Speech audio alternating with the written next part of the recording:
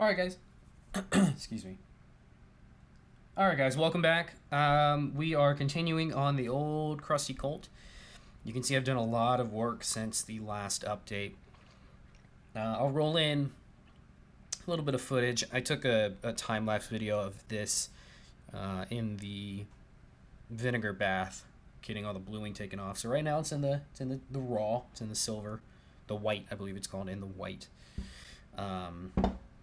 And excuse me, we've already done a lot of polishing. I've done a good bit of grinding in here, up and all in here, to get rid of as much pitting as we can. You can see that, bring it up closer, put in the light. You can see that it's never going to go without all of its pitting. I mean, you're always going to see little marks up in here, but to the touch, it's pretty smooth. And then on the other side, we did save the Colt logo. It's nice and pretty. Let me aim it for you guys. So here's the Colt logo. I took this all the way, let's see, I started doing it by hand, a lot of it by hand, and then I went from here, I don't have it all here with me, started at 220 grit sandpaper, which is very coarse, then we jumped up to 400 wet dry paper. From there, depending on the area, some of the areas I went to about 600, from there we went to 1,000, and then the final polish, or the final sanding here, this is at 2,000. And something you're going to want to do if you want to do something like this, start out, always use a sanding block if you can. If you have something, I've been using my little, I broke one of these. This is a little Arkansas stone it's actually really good for polishing sears and stuff like that, making nice little angles. It's very, very fine. But I use this as a backer with, let's see, I think this is 2,000 grit paper. Use this as a backer, put my sanding block in it, and then from here you can make sure that all your edges don't roll over. It'll keep all your edges as clean and straight as possible. So I took it up to 2,000, and it looks pretty good. It's not quite there yet. From here we're going to take it down to the buffing wheel. I've already done a little bit. You can see it's shiny up in here, and I've also buffed the barrel a little bit. This one's still very pitted, but we're gonna blue over that and leave a lot of this pitting. I didn't want to take this down too much, but this is after buffing. It's dirty. I'm sorry, my hands are filthy. This is what it looks like after we've buffed it. I'm not sure if you guys can see in there. I was actually really surprised. The barrel is very shiny. It's got a nice finish to it.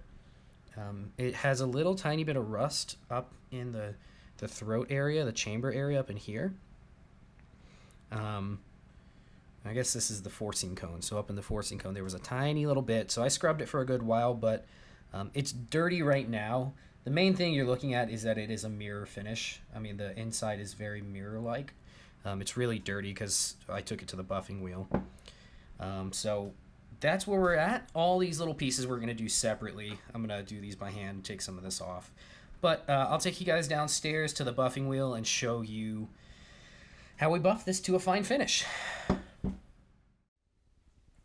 All right, we're at the buffing wheel.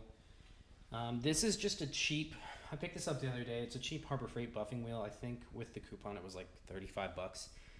It works really well. You can see it has made a total disaster of my workbench. I'm gonna have to do a lot of cleaning back here to get it clean again.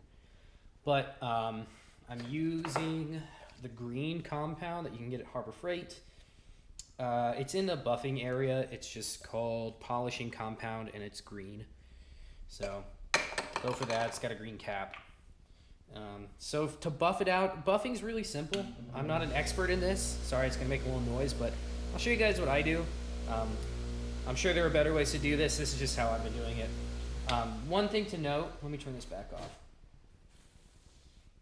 There is a more stiff bristled one and a really loose one. I've been using the stiff bristle because the loose one just seems to not do quite as good of a job. This kind of cuts in a little bit better.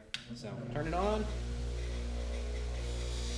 You're going to put a little bit of your green compound on there. And go ahead and get it worked into it. You can see it started turning green a little bit. And with that, we're going to we'll start with the Colt side. Take our side here and start running it under the buffing wheel. And you can see I put the screws in because I wanted the side plate to be nice and flush. So these lines, you can feel they're very, very flush. So we'll just go like this, buff it up as best we can. There you go, that's the kind of finish you can expect. It's highly polished finish, which is perfect. That's exactly what we want.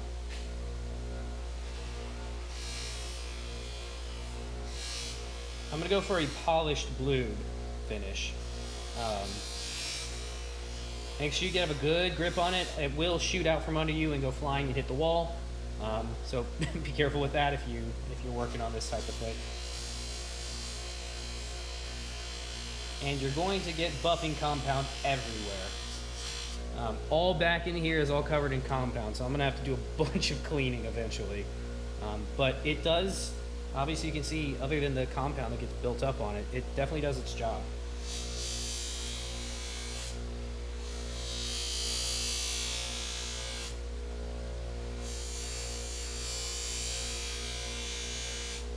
So you just kind of want to follow your contour lines on your piece of metal. Like that. Get it nice and buffed and cleaned. Whoop, see, it'll take it if you're not careful. Polish up in here. Polish the Colt logo a little bit more. So yeah, that gives a very high polish on that Colt logo. It's real pretty, which is what we want.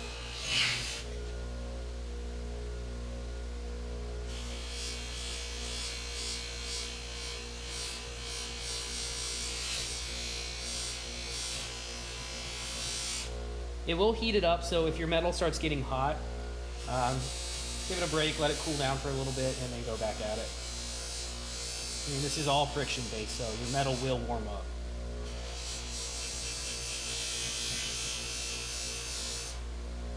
Here we go, and that is that's what it's going to look like, nice and highly polished. So we'll go ahead and take care of both sides. We got a good bit down in here taken care of. This one's going to be a lot more, obviously. It's really pitted.